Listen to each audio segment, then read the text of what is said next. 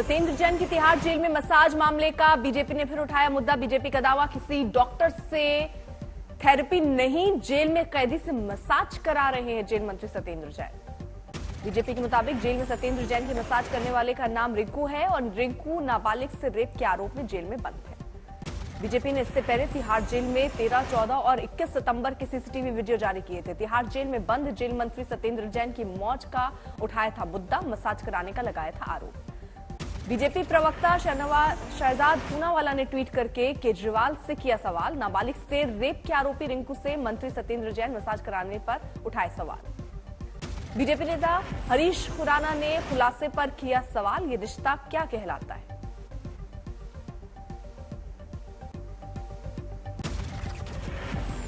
अलका लांबा ने किया ट्वीट, डूब मरो केजरीवाल, बच्चियों के बलात्कारियों से जेल में बंद अपने नेताओं की मालिश करवाओगे, फिर बड़ी बेशर्मी से उनके बचाव में उतर आओगे। सत्येंद्र जैन से जुड़े आरोपों पर बोले केजरीवाल के मंत्री गोपाल राय, 15 साल की नाकामी छिपाने के लिए बीजेपी रोज ला रही है फर्जी स्टिंग, बीजेपी भागती रहेगी, सवाल हम करते रहेंगे। केजरीवाल ने भी कहा था कि जेल में सत्येंद्र जैन को कोई वीआईपी ट्रीटमेंट नहीं दिया गया, फिजियोथेरेपी करवा रहे थे सत्येंद्र जैन। जेल में बंद दिल्ली के मंत्री सत्येंद्र जैन ने लगाई कोर्ट में अर्जी, फलाहार और सलाद न देने का आरोप। एमसीडी चुनाव में बागियों के खिलाफ बीजेपी का एक्शन, 11 बागियों को 6 साल के लिए पार्टी से निकाला।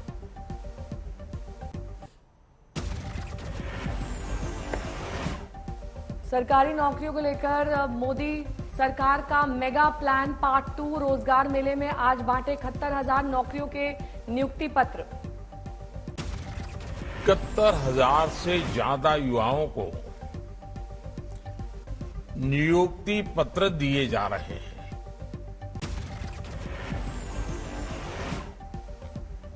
मुख्यमंत्री योगी आदित्यनाथ का आज दिल्ली एनसीआर दौरा, ग्लोबल इन्वेस्टर समिट को लेकर बैठक। जम्मू कश्मीर में सुरक्षा बलों को मिली बड़ी कामयाबी, बॉर्डर पर पाकिस्तानी घुसपैठियों को किया ढेर।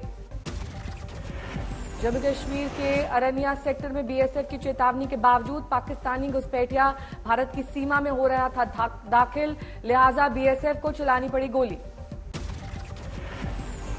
श्रद्धा मर्डर मामले के आरोपी आफ्ताब ने जज के सामने कबूल किया गुनाह, कहा जो गलती की वो गुस्से में की। श्रद्धा मर्डर के केस में आरोपी आफ्ताब की पुलिस हिरासत 4 दिन बढ़ी। पुलिस को अभी आफ्ताब से जानने हैं केस से जुड़े कई राज। श्रद्धा हत्याकांड में बड़ा खुलासा, दिल्ली पुलिस के मुताबिक आफ्ताब ने आरी और ब्लेड का किया था इस्तेमाल। आफ्ताब ने गुरुग्राम की डीएलएफ फेज 3 की झाड़ियों में फेंकी थी आरी। पुलिस ने कहा मेहरौली के कूड़ेदान में आफ्ताब ने फेंका था चापड़। पुलिस को छानबीन में अब तक नहीं मिला है हथियार। दिल्ली पुलिस आफ्ताब को उस दुकान पर लेकर गई जहां से खरीदा गया था हथियार। हार्डवेयर की यह दुकान आफ्ताब के घर से महज 250 मीटर की दूरी पर। श्रद्धा मर्डर केस में आरोपी आफ्ताब का नार्को से पहले होगा पॉलीग्राफी, दिल्ली पुलिस को मिली मंजूरी। आफ्ताब की आज होगी कोर्ट में पेशी, खत्म हो रही है पुलिस कस्टडी। आरोपी आफ्ताब के निशानदेही पर सबूतों की तलाश जारी, पुलिस को खोपड़ी का निचला हिस्सा मिला। खोपड़ी की शिनाख्त के लिए श्रद्धा के डेंटिस्ट से बात कर रही है पुलिस। श्रद्धा ने मुंबई में ली थी रूट कैनाल ट्रीटमेंट। जंगलों की छानबीन में पुलिस को 3 और हड्डियां मिली, डीएनए मिलान से सबूतों पर लगेगी मोहर। श्रद्धा केस में ड्रग्स कनेक्शन की जांच, पुलिस ने की कई लोगों से पूछताछ। श्रद्धा हत्याकांड में दिल्ली हाईकोर्ट में लगी याचिका, सीबीआई की जांच ट्रांसफर करने की मांग। अशोक गहलोत ने श्रद्धा मर्डर केस में बताया इसे एक दुर्घटना, कहा एक धर्म को बनाया गया टारगेट। अशोक गहलोत के बयान पर बीजेपी नेता ने किया पलटवार, कहा बयान शर्मनाक। बीजेपी नेता किरीट सोमैया ने श्रद्धा वॉलकर के पिता से की मुलाकात, वसई में उनके घर जाकर जाना दुख।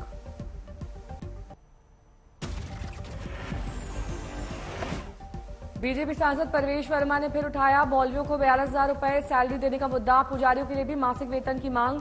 मंदिरों पर दिखे पुजारियों के लिए वेतन की मांग वाले पोस्टर। तो हमें अपने मंदिर और गुरुद्वारों के बाहर में बोर्ड लगा देना चाहिए। राजस्थान के ग्रामीण विकास एवं पंचायती राज मंत्री रमेश मीणा ने फोन बजने पर बीकानेर के कलेक्टर को बैठक से बाहर निकाला, उपजा विवाद। मंत्री रमेश मीणा ने कलेक्टर को बैठक से बाहर निकालने पर दी सफाई, कहा बीकानेर के कलेक्टर लगातार फोन पर व्यस्त थे, समस्याओं से जुड़े संवाद को नजरअंदाज कर रहे थे। बात कर रहे हैं महिलाओं से, और जो कांग्रेस को वोट देते हैं तो उनके सामने कलेक्टर को कह रहे हैं कि भाई इनका ये काम करना है, तो ध्यान नहीं देना, या क्या प्रॉब्लम थी उनकी उन्होंने ये भी नहीं बताया। तो एक तरह से क्या है, इग्नोर करना तो बड़ी बात है। तो अधिकारियों को गुजरात में बीजेपी का तूफानी प्रचार। आज अहमदाबाद की सड़क पर उतरेंगे पार्टी अध्यक्ष नड्डा समेत 12 से ज्यादा नेता। जेपी नड्डा आज गुजरात में करेंगे ताबड़तोड़ प्रचार। अहमदाबाद, पंचमहल और पाटन में तूफानी जनसभा। गृह मंत्री अमित शाह की गुजरात में 4 रैलियां, आणंद, बनासकांठा और अहमदाबाद में करेंगे जनसभा। गुजरात में बीजेपी के लिए 3 मुख्यमंत्री संभालेंगे मोर्चा। भूपेन्द्र पटेल के साथ हेमंत बिस्वा शर्मा और जयराम ठाकुर भरेंगे हुंकार। केजरीवाल के गुजरात दौरे का तीसरा और आखिरी दिन। खंबालिया और सूरत में करेंगे चुनाव प्रचार।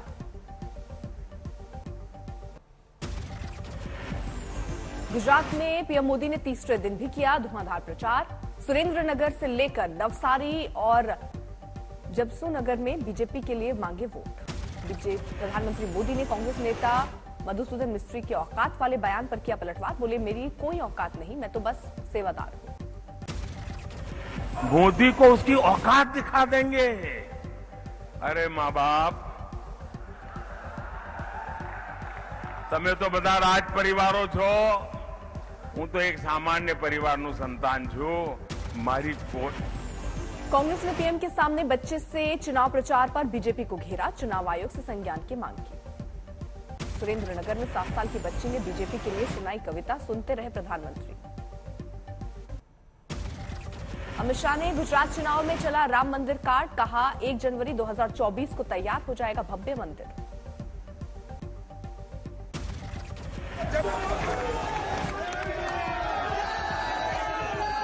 भारतीय जनता पार्टी जे बोले जे करे छे।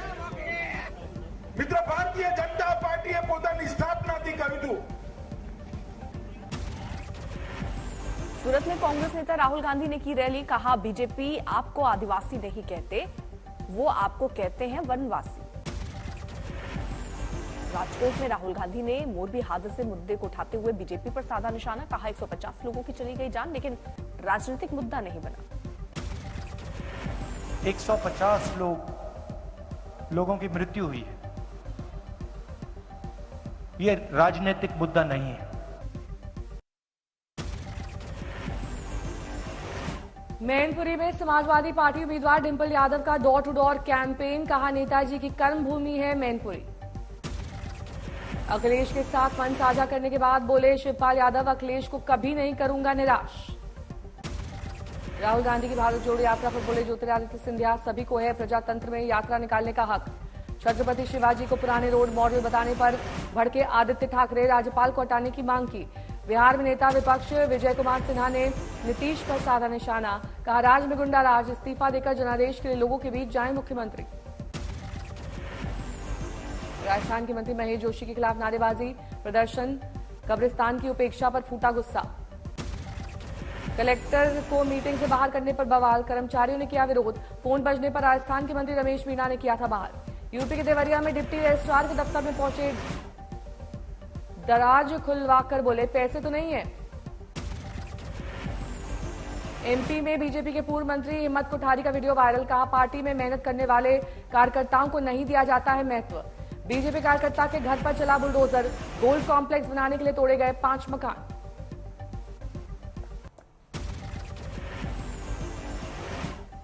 हैदराबाद में हादसे का आया खौफनाक वीडियो। तेज रफ्तार कार की चपेट में आई 2 पत्रकार, एक की हुई मौत।